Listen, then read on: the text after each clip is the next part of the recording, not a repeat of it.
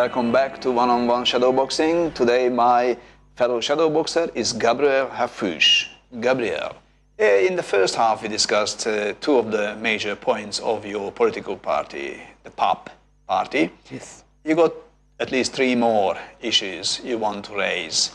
Yes. Tell us about that. Thanks, Tibor. Certainly. The third one is quite simply that we will, if elected, repeal the carbon tax. We are very clear from speaking to the people that we have spoken to throughout the campaign and beforehand that the impact of electricity prices on families in Perth are biting hard, and we believe by repealing the carbon tax from the time that it was introduced will be a large step in restoring the family budgets in this nation. And one way to do that is, as I said, to repeal the carbon tax from the time that it was introduced. So that simply is the third key policy platform area of the Palmer United Party. The carbon tax. Yes. Now, obviously, the Palmer Party doesn't say anything new on the carbon tax because the opposition, the coalition, also would like to repeal that carbon tax. Kevin Rudd want to change the carbon tax as well. Yes, yes. So what's wrong with carbon tax? Well, at this stage of where we are economically and with the impact of the fallout from the global financial crisis, the Australian people and Australian families don't need another tax on top of the already struggling family budgets. And we believe now is not the time to put a price on carbon and allow that price to impact individuals and families at the most critical time of need. I mean, the economy needs stimulus. It needs to be restored to a period of prosperity, and the carbon tax is another imposition on families that needs to be lifted. And we will do that by repealing it from the time that it was introduced. But I don't think the only wrong thing with the carbon tax is being a tax, because the carbon trading is the most disgraceful profit-making exercise in the whole world's banking history. Yes. So why not the Palmer Party is against the banks, against the corruption what's in the carbon tax, built in by the Labour Party, yes, and not recognized by the people. And no one is talking about, including the Palmer Party, about that. Why don't you guys talking about this? Well, I think implied in our desire to lift pressures on families, those things do underpin it. Clearly, the most important thing we can do is look out for the best interests of families and citizens of our great nation. And one way to do that is to lift those price pressures on electricity by repealing the carbon tax. I think it's naive what the Palmer Party thinks, because the biggest problem with carbon tax is the derivative trading of the carbon on the world markets. Yes. And the profit-making exercise of the banks. Anyway, what's the next one, please? Well, the next one is that, and this one is one that is quite important to regional Australia. The cities are highly important in terms of the nation, particularly Perth on the western side of the country. Yes. But of course, we can't neglect or forget our country brothers and sisters. And the Palmer United Party is of the view that 25% of the wealth generated in regional areas will go back to those regional areas across the nation, from Tasmania to the Northern Territory to Western Australia, Queensland. All of the states will see a reward for wealth generated in those areas, and that will enable those areas to continue to flourish and prosper.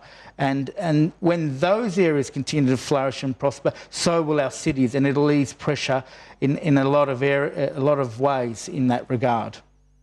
So in WA, at least, yes, where you are standing for election, yes, not in Perth necessarily, yes, but in WA, the Nationals done a great deal with the Liberals, yes, forcing them to pay the regions, yes, lots of money, lots more than ever in the history, and lots more than in Queensland or elsewhere. Yes. So that point probably not a big fighting point in WA for the Palmer's party, because it already exists. Well, yes, it exists at the state level, but at the federal level, we will certainly buttress that and fly the flag for regional areas by endorsing a position in parliamentary debate and through the passing of legislation, if needs be, Yes. to strengthen regional areas, to strengthen the opportunities of people who live in regional areas.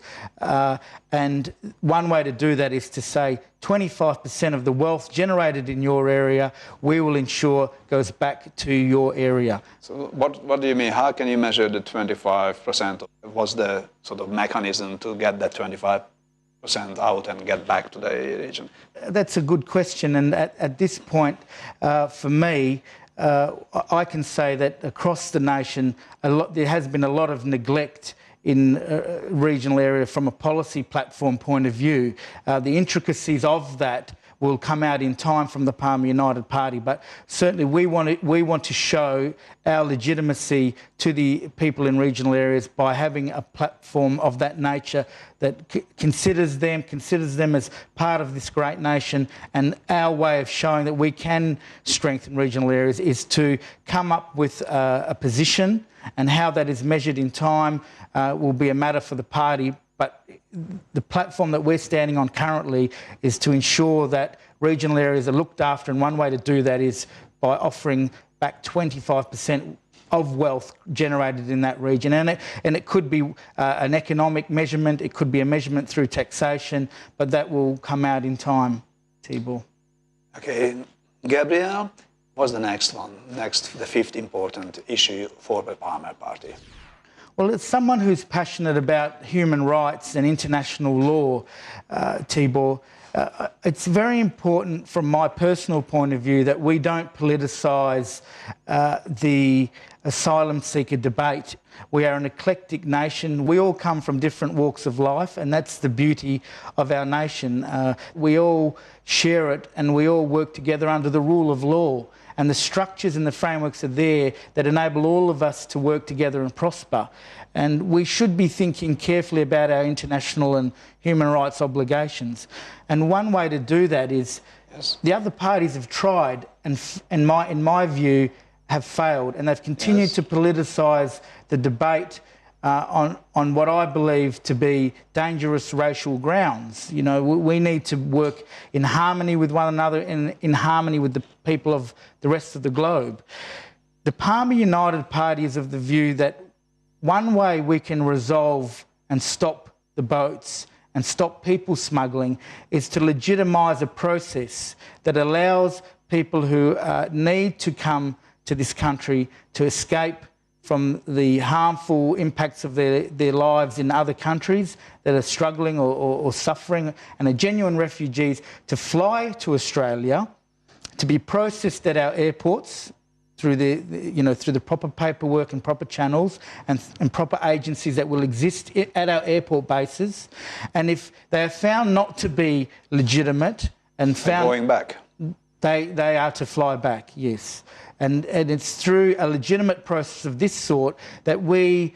I assume a quick process as well. It's a lot quicker, it's more dignified on the people that are involved. And, you know, taken out of all of this debate on refugees and asylum seekers is the dignity of the people that are coming across. So prima facie, if you're going to take your children, a mother and father with their children on a boat that, you know, at best is not up to scratch, and sail across, you know, a massive ocean, yes, it's clear to me that there are factors at play that are forcing you to do this. You know, there must be genuine reasons to some seek motivation. You have, yeah, and one way we can alleviate the devastating impact on people's lives of crossing the sea like that. So processing at the airports. Yes. Let people come here, buy a ticket, come here, and we will make decision at the airport. You're coming into the country or going back to your country. Yes, that's correct. I mean, we are signatories to United Nations conventions, and that is the beauty of our country, that we are eclectic, we work in harmony, and all of us from different walks of life contribute in different ways to the community. And immigration has been a continual process in our country and has enriched it. Should not be stopped. Well, we're of the belief that legitimising it and giving people a platform and a chance to put forward their arguments as to why they're genuine refugees or not at an airport agency will do away with the deaths that are occurring at sea and will put a huge dent in the actual people smuggling trade and the economy of people smuggling.